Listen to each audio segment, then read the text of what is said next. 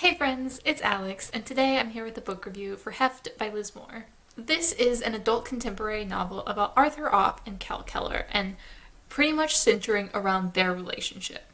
Arthur Opp is a retired college professor. He has a lot of anxiety, so he hasn't been outside his home in years. He doesn't have any contact with any family, any friends. He's incredibly a shut-in, and he's also very overweight in a way that does incredibly impact his day-to-day life. Kel Keller is a high school student and a baseball star to the degree that he's being recruited by pro teams at the age of 17 or 18. His mother was once a former student of Arthur Opp about 20 years before. I gave this book 4 stars. I've read Liz Moore before. Her book, The Unseen World, was one of my favorites, potentially of all time. And while I did enjoy this one and I thought it was very interesting, it definitely didn't hit me on that same level. I actually find it kind of hard to describe this book and discuss the things I liked about it because there's so much that either is negative or sounds negative when I say it out loud. And even though I did really enjoy this book, I found it incredibly worthwhile. I found it quite enjoyable to get through. There's a whole lot about this book that is very strange, that she made some very interesting decisions that I don't think would work for a lot of people. This isn't a book that I would just recommend to anyone, the way I would The Unseen World, which I thought was just spectacular. This book, I think, has a very specific audience, and I do think a lot of people would really hate it. For starters, while this book is about the relationship between Kel and Arthur, they don't actually meet within the book. And I do consider it still about their relationship because the whole crux of the book starts with them kind of finding out about each other. The whole book relies upon their relationship and them having a relationship and how much their lives are intertwined.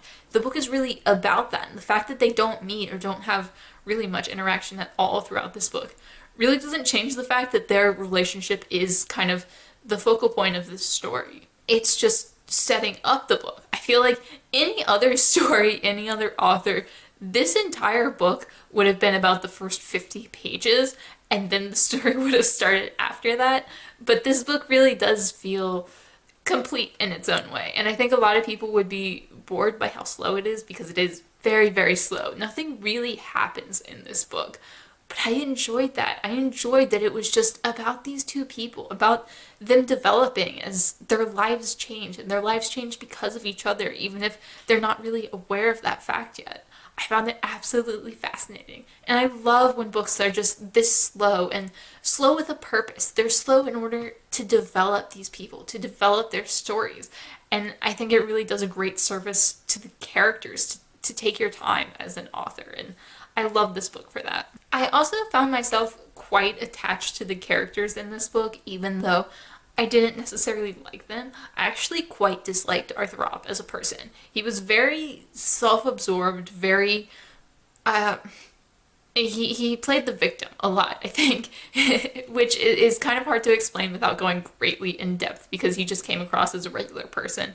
But he was constantly like making up fantasies in his head about what had happened and like what was going on and like his relationship to other people. And in a way that like he was very much casting himself as the victim, and in a way that was actually rather unpleasant and rather like self-absorbed. But his sections were actually what I found most compelling. I did like Kel Keller okay as well, but especially at the beginning of the book when it was heavily about Arthur Opp, I found it fascinating. I felt exploring this character who was a shut-in, had been a shut-in for 10 years or so. I'm not quite certain when it fully started, but he has no friends, he has no family that he's in contact with. He gets everything delivered so he doesn't even have to go outside. And he hasn't been outside in years, and it's so fascinating to get this picture into his life, to get this insight of what he's thinking, what he's feeling, how he exists day to day, because it's very sad, but at the same time, it's also fascinating and not as sad as you would expect because his feelings aren't necessarily that much different than someone who's still lonely but does go outside and does have friends and family. It was kind of a very similar feeling, and I really enjoyed that. I found his sections the most compelling by far. Kel Keller did bore me a little bit. He was a high schooler, so that part of the story did feel very much like a YA contemporary, which I enjoyed. I quite like YA contemporaries. They're some of my favorite books. But it felt like Arthur Opp sections had much more, like there was much more interest to them than there was with Kel's sections. And Kel did have most of the drama as well. Like, most of the high stakes goings on in this book were happening in Kel's chapters, in Kel's point of view, in Kel's world. And Arthur was kind of separate from that a lot. But I still quite enjoyed reading about Arthur. I found him compelling. If he'd been the main character of this book, it probably wouldn't have worked as a story overall, but I do think I would have almost enjoyed that more, just seeing the entire thing from his point of view and what he was dealing with. I will say that one thing that did really irritate me throughout this book, in Arthur's section specifically, was that instead of using and, like the word and, just in the narration, it more would use an ampersand instead, like that little like squiggly symbol. I'll probably insert one so I don't have to like draw it with my finger because that doesn't do anything. But she used an ampersand symbol throughout his entire sections, like not just in texts or letters or whatever, and though she actually wrote out the word. But in the chapters, in the narration itself, she used an ampersand symbol. And I don't understand why. It was so annoying to read because it's just like it looks unnatural to the eye to just be reading a chapter in a book and it's just like you got three ampersand symbols in one sentence, and it was like, this isn't, it seems so pointless. Like, I understand making stylistic choices like that, especially for like text or letters or something like that, or if you have a specific character, like if the style means something to that character. But it didn't mean anything here. It just felt very, very random and just like a random way to be like, okay, this differentiates the Arthur sections from the Kell sections. And it seemed so pointless and just so annoying. And it was just a very superficial thing, but I really didn't enjoy that addition. Another thing I enjoyed, and probably my last positive point before I discuss more of the negatives, in books there's often sort of a sense of melodrama. Like, things unfold in a very perfect manner in order to make it as dramatic as possible. People get into arguments that maybe aren't super realistic, but in order for there to be as high stakes as possible, they get into these arguments and then like don't speak, or there are communication issues. And I never felt that way about this book at all. This book felt real, like almost too real, in the sense that it was a little bit boring at times, or that like people would actually deal with their issues, and instead of like continuing to fight about a thing, they would just sit down and talk and be like, yo, this isn't something I'm okay with, but we still need to talk and like learn to exist in this world together. And it wasn't always very dramatic, but it was very realistic and very interesting in that way, that I really, really appreciated that. Like, all the decisions that people made sense. Like, they seemed like very rational decisions. Like, oh, I don't want there to be like a huge drama thing going on right here. I don't want to get in a huge fight with you. Let's sit down, let's have a little conversation and see what we can do to make this better, even if it's just so that we can function together in the world. And it was so interesting. Like, I really enjoyed that. I really loved that even though some of the things that happened were very dramatic, people actually use the resources that were available to them in order to like deal with it. And obviously things like that don't always work out. Like, things can still go wrong, and I'm not saying that's unrealistic as well, but it was nice to see people who had some resources available to them actually use them, and actually things turned out okay some of the time. And it just had that very sense of like, this is reality. This is what happens in some people's lives. Like, it might be a bad thing has happened, but instead of just everything like spirals and gets worse and worse and more dramatic, it would just kind of be like, oh, we can solve this problem here, at least to some degree, that is manageable. And people would do that. And I really, really enjoyed that. On to some of the negatives. I do think that the speaking style of Arthur Opp and Kel Keller were sometimes too similar, especially because Arthur Opp was a 60-year-old retired professor who had British parents, and Kel was, a 17, 18-year-old who grew up in Yonkers. And it didn't make sense that they sounded the same, that they had the same style of speaking. It's something that doesn't make sense, and I think that came down more to the writing style than it did to anything else. That was just kind of a flaw in the writing.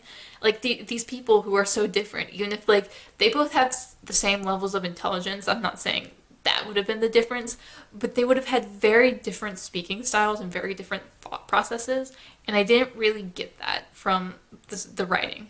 I also wasn't always fond of the writing style itself. It's written in first-person present tense, which is rarely one of my favorite things to read. I don't enjoy a lot of books that are written that way, and in this, the sentences did feel often very short, very choppy. It didn't flow naturally to me, and I think some of that was down to the characters, but a lot of that was just the writing style itself, I wasn't a fan. I didn't hate it all the time. It wasn't necessarily bad, but it didn't always flow very well for me either. I feel like those are all my thoughts, but I also feel like talking about this book, reviewing this book was kind of difficult. Like, I don't think I fully captured like my feelings towards this book and how much I enjoyed it and was fascinated by it in this weird small way. It was just a strange little book. I don't know that I've ever read a book that was quite like it before, but I did thoroughly enjoy it. I found myself very invested in this story. It took me a while to get into because it was so slow and because it wasn't like things were immediately happening. It was just you got more invested as it went along, as you learned more about these characters, you cared more about these characters.